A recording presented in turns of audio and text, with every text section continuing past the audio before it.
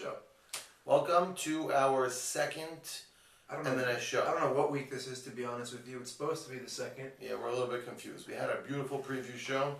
We moved studios again due to contractual. Well, at least we're not. Issues. The truth is, it is actually contractual because, we actually don't have the car anymore. That studio was repossessed. Anyway, we have a show now. We're starting with just basically telling everybody what they all know. We can't apologize. We're gonna apologize. The rain has been an utter Disaster. But you know what? You can't do anything about rain. One thing that we don't control is weather. That's it. When we get a dome in the future, maybe. Even tarp at this point wouldn't have helped because it's raining during the game nights. Field's been a mess. I love fixing fields. I actually enjoy it.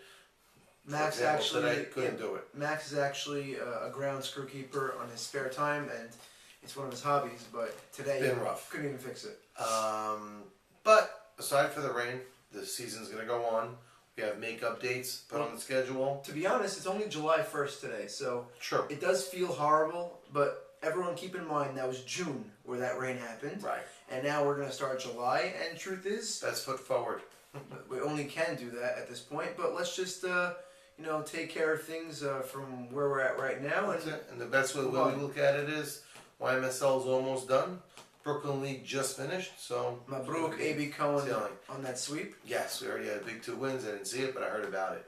Anyway, on to M&S real action.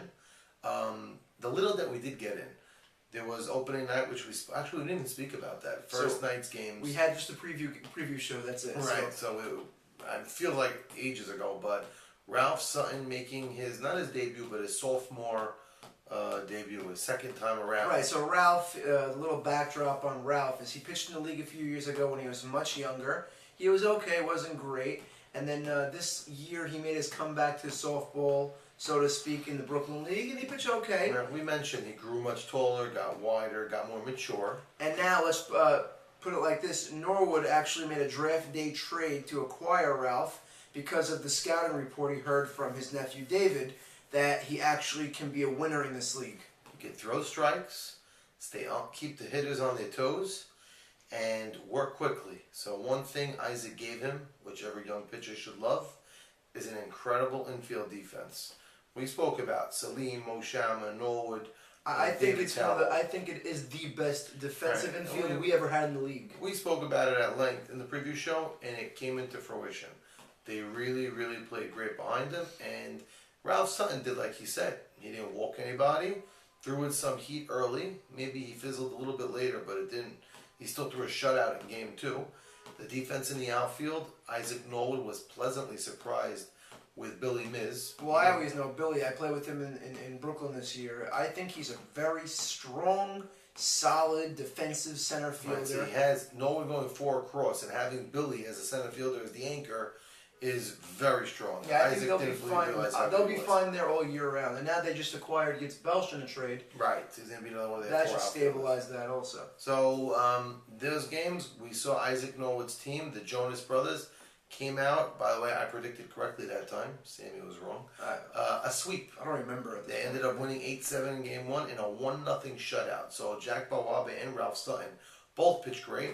Tell you the truth, looking at Nemi's team, they had trouble hitting, but... Well, they were missing Morris Casson, weren't they? That's correct. They were missing Morris, and I think their team is going to be fine. Yeah, and also at that point, I know Mike Solomon didn't hit like he usually hits, and he came up in big spots. Nemi himself also and had injury in his lower back. And also Jack Dayan, we should mention, Box, in his rookie debut in the league. Tore it up. He went ape wild, hit the ball 4 hard. for 6. Box, there's nothing you could say, that could, describe how he hit. He was Mr. Irrelevant. He was the last overall pick. He's going to be in the community magazine, from what I hear. Yeah, so that's going to be, we'll talk about that at a different time. Jack will be featured along with Ralph Sutton in the community magazine this month. But congratulations, Jack. The batting tips and the batting cages paid off. And you showed to be, like Sammy said, not Mr. Irrelevant.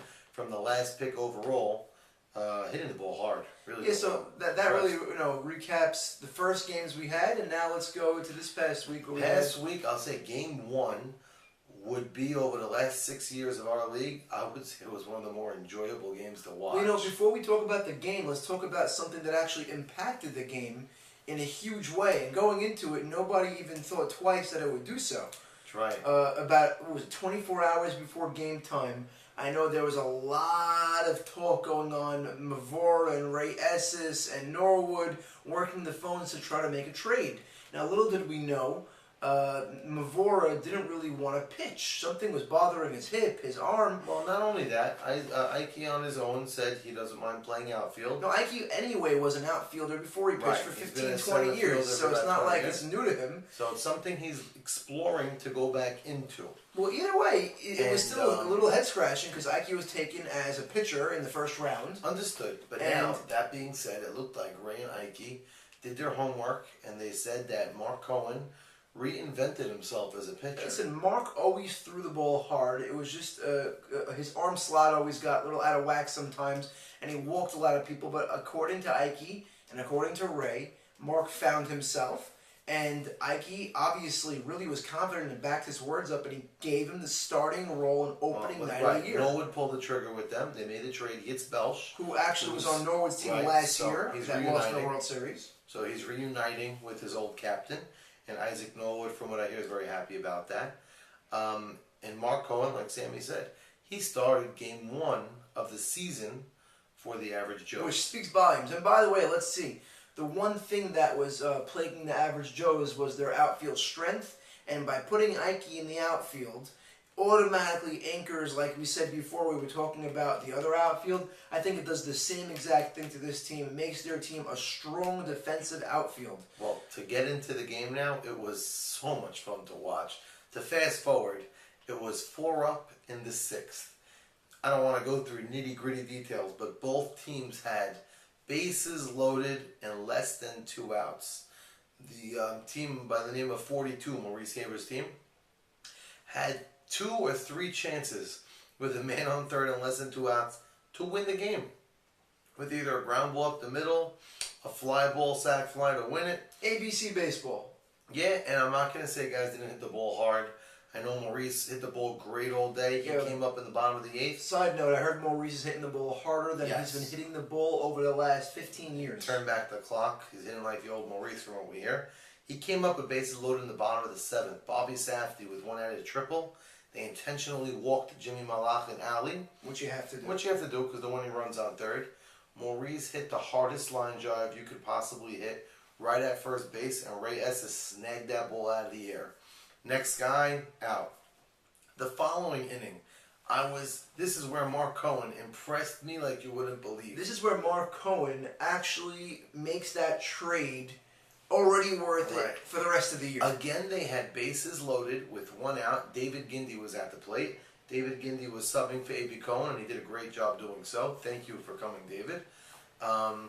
Mark had a 3-0 count with the winning run on third with bases loaded. So now anyone knows that the old Mark Cohen with a 3-0 count, the bases loaded, I don't know. Old he's Mark probably Cohen, going to walk the winning run in. Old Mark Cohen, Kenny Rogers. Anybody. My hand was shaking. So now, yeah. My hand was shaking just watching, and you're hearing Maurice on the sideline saying, "Don't walk it, don't hold the ball too hard." Maurice singing Mipiel, doing Yeah, the whole Moni thing. Abadi at third. Aladdin, screaming to his HIV, uncle, this, Be quiet, that. be quiet. Sure enough, Mark Cohen threw a fastball, strike 1. Which is already the hardest pitch to Yeah. throw, strike 1. Strike 2. And the third pitch was a great pitch, and he got David Gindy to ground out. They threw home, and then they got the following guy out. Which speaks That- volumes of Mark Cohen. That was incredible. To me, that made the game like a classic game just with that play alone. And then Sam Michon coming straight from Spain. From JFK. From JFK Airport. In the pouring rain. His father had his clothes in the car, drove straight from the rain That's to what JFK that's Airport. what I call a That's a diehard. gamer. Came straight to the game with his bloodshot eyes. From what I heard, he had a very important business trip out there. He hit a big triple. It was like a pop fly to right, but you know what? With the power that Sam has, Sammy hit a bomb of a home run in game 2. Holy cow. The ball one-hop the fence. They call him Mesh and Michon. My goodness, he really hit a bomb. But he hit a triple. A pop fly triple, but like his power earns him that. They play him deep. He could have run around the bases with the fastest of them. Since He got the third. Sam Michon's a huge addition to our league. Oh, I'm he's very big. excited about having a talent of his He's level. big. He's got all-star talent, MVP caliber. He was talent. taken pretty high, so Hey, he was in the second round, but I say he's even borderline first rounder. I'll tell you, he went when Ike Mavor in Game 2 came to pitch. I'll get to Game 2 soon, but Sam went to center field, and right away, off the bat, made a diving catch running in. an athlete's an athlete. Yes, he could play center field, he could play short, which is something this team could look at because having A.B. Franco and Moni Abadi, they could hold on to the left So side. they do have a plethora of left side of the infield Yes. talent. So if they want, they could put Sam Michon in center field. This was a poll question that Sammy put up. It's still something for that team to look about. who should play shortstop for Yeah, that we team? should play short because Sam is probably the best fielding shortstop, but A.B. Franco and Moni both could hold their own. And having Sam in center, if Ike wants to be on the mound, is something The they team can look has at. options. They're very, Well, that team snuck out and won Game 1. Would I say they earned it? Yeah, I say they earned it. They got a little lucky. The other team had man on third, less than 2 outs twice, I think. But you know what? They earned it with grit. Game 2, I don't know if they were happy with what they got, and the other team was angry and came out smoking. So Ali's team and Maurice Haber, Jimmy Malach, they all just came out killing the ball. well, you Ali can't going, contain those bats for long. that's true. That lineup is just waiting to explode. And I once think it does explode, They it's put something smart. They put Jimmy Malach into one hole because they figured he wasn't getting a lot of pitches to hit. And it was a good idea. He walked 6 times on the day. that's something I gotta tip my cap to Maurice because a lot of managers shy away from putting one of your better hitters leading off. And that's something where if you wanted to get him more at bats and more pitches to Here's see, the best way. Put the best hitter getting the most at bats. I like it. schoolyard And style, Ali, schoolyard style. Ali batted third. Bobby Safdie with his new body, speeding fast. They put him in the 2-hole, and he also went off in Game 2. Hit unbelievable. Bobby's still wearing no shirt. I heard. Still no shirt. The parking lot, the entire stayed till 1 in the morning in the parking lot with no shirt on. I think everybody got a little bit weirded out, but something he wanted to do. Show Bobby, off his insanity I body. understand. Oh, Bobby, by the way, finished Insanity. Yes, congratulations. And Bobby, we love you, and you still should put on a shirt. Put your shirt on. Ali hit a bomb with a 3-run homer. It was a close game till the 4th inning. It was about 7-4. The average Joe's cut game 2-2.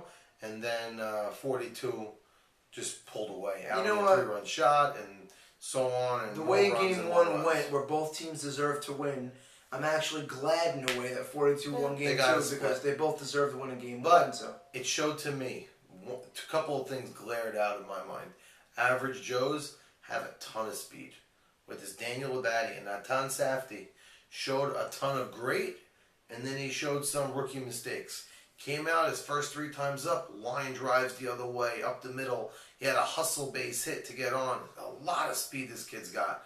Then in the outfield, making great plays, throwing guys out. And then in the same game, a misjudged ball, Listen, you're threw gonna the ball have- the wrong base. you're going to have these warts come up with these young That's players right. with You talent. You live with the rookie, you die by the rookie. But there's a lot more good than bad coming with Natan. Listen, we know Natan's going to be a very good player for years He's to a ball come. player. Even this year, he's a ball player. Let's just see if Heavy he can. candidate for rookie of the year. Well, let's see who is Well, Sam Michon's also Oh, up there. that's so. true. So that's tough. It's tough to compete with his own teammate. Daniel Labadie was quiet. Didn't do anything terrible. Didn't do anything big. More to come. We'll see. Just some My games to question come. is on 42, how did Duche play? A.B. Duche up the middle.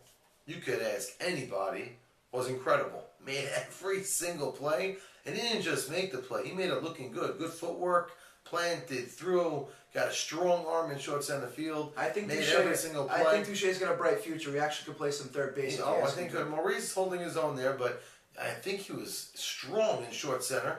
And Jimmy Malach, I'll give him credit, again also held his own at shortstop. The much maligned Jimmy Malach. Yes, people, that's the big question mark on the team. Is Ali going to end up there? Listen, at the end of the day, if Jimmy could do his job at short, we're not He holds asking his him to own. do much. If he Exactly. did his job, then that team could compete every single Make day. the plays in front of you. They're going to have a good pitcher on the mound. A.B. Cohen is their pitcher.